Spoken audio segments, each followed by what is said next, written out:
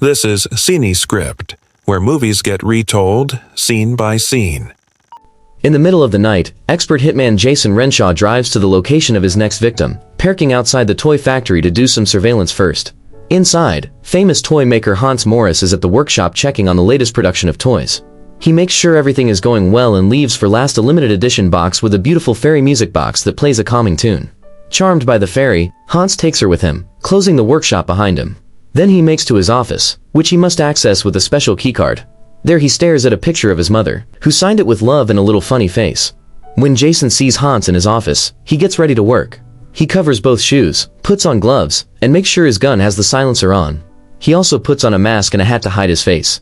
Soon the security guard hears a noise and leaves his office to find a phone at the entrance with a message saying that it is a bomb about to explode. When the countdown begins, the guard panics and uses his keycard to open the door. Then he grabs the phone intending to toss it away.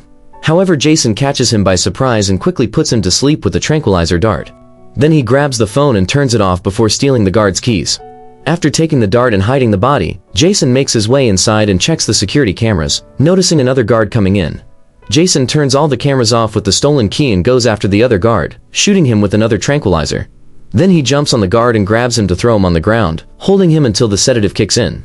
Jason hides this body too and goes upstairs, opening the CEO office with the guard's keycard. Hans stands up as soon as he sees him and barely gets to whimper before Jason shoots him several times, quickly killing him.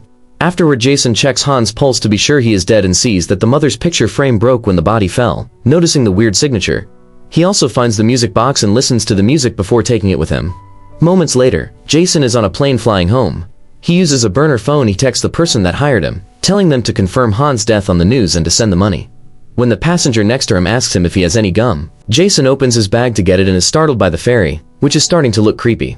The other passenger is confused by his reaction, but Jason just smiles normally as he gives her the gum. Hours later at the airport, Jason sees on the news that Hans' death is already public knowledge and the cops know a hitman did it. Then Jason takes the escalator and is creeped out by a baby toy carried by a girl.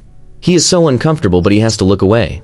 Eventually, Jason returns to his apartment building and cannot help noticing another toy on the front desk, which also belongs to Hans' brand.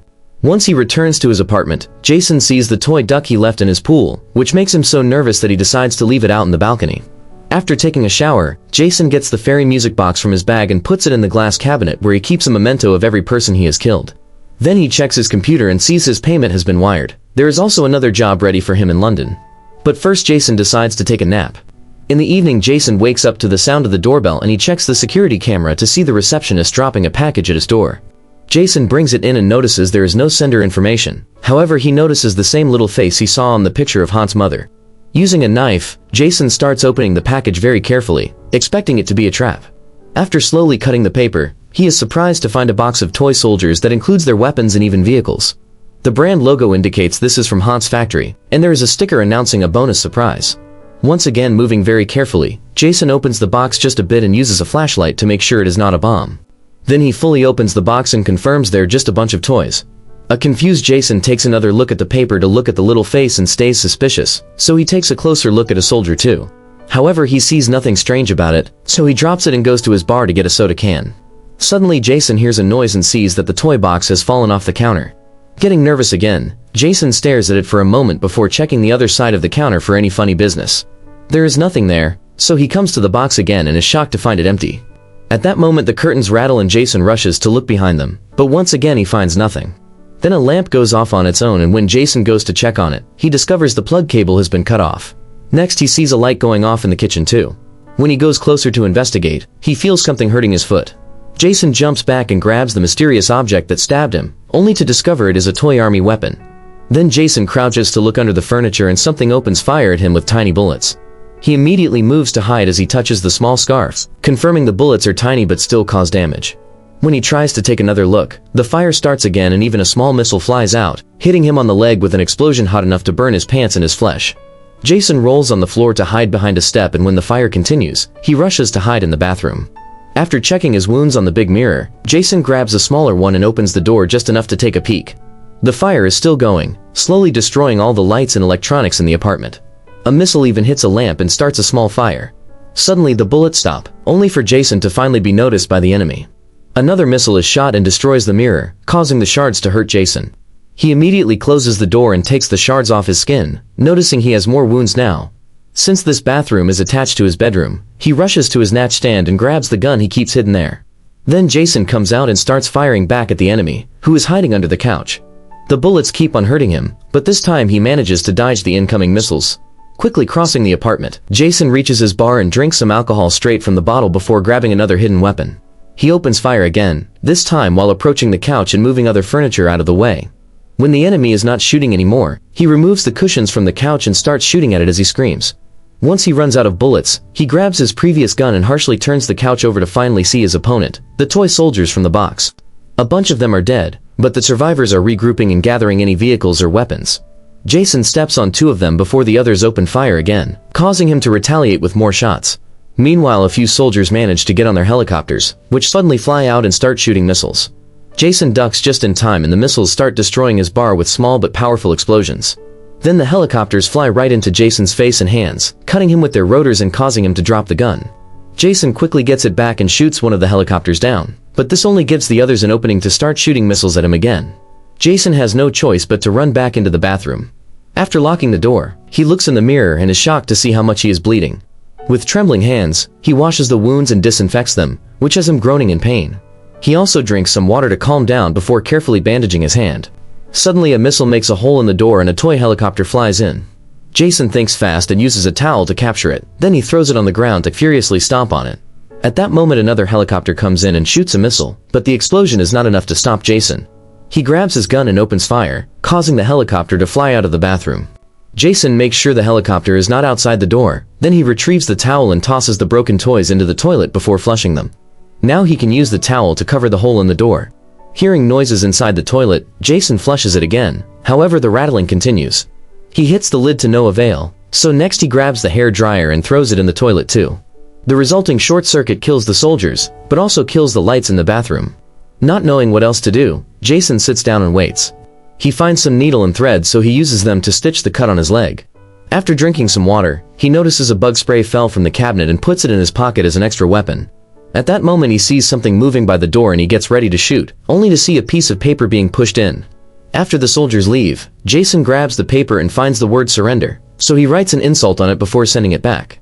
Then he moves the towel to look outside and finds the soldiers firing a cannon.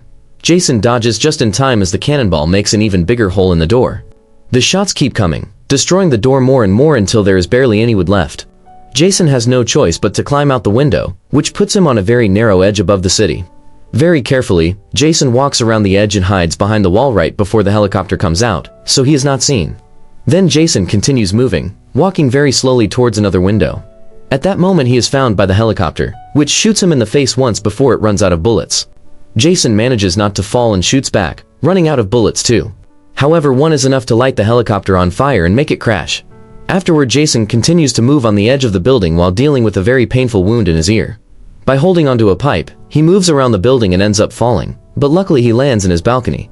Hiding behind his grill, he peeks inside and sees the soldiers regrouping to make a new plan with their last cannon. Trying to think of something, Jason looks at the grill and finds the duck, a lighter, and an extinguisher. Seconds later, the duck appears swimming on the pool. The soldiers approach it to investigate, which leaves the door area free for Jason to come inside. He surprises the soldiers by using the extinguisher on them only for a second team to approach him from behind, quickly opening fire and destroying one of the mementos in the cabinet.